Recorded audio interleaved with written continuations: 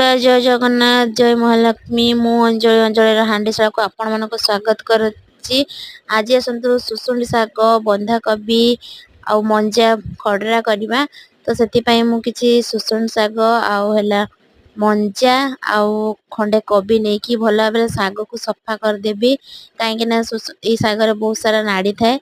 मोर ए गोटे शाग सफा हो साराणी मोटे सफा कर सारिकी भल से पनखी काटिदेवी शाग को चुन चुन करिकी।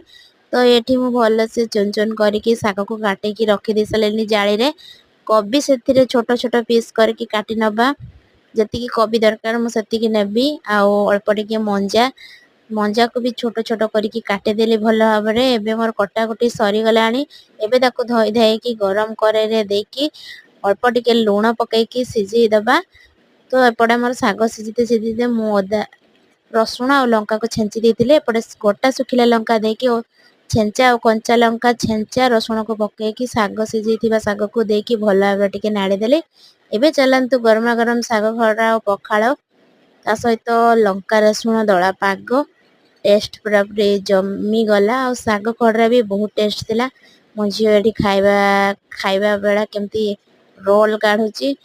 तो चलंतु शाग पखाड़ तो मु खाई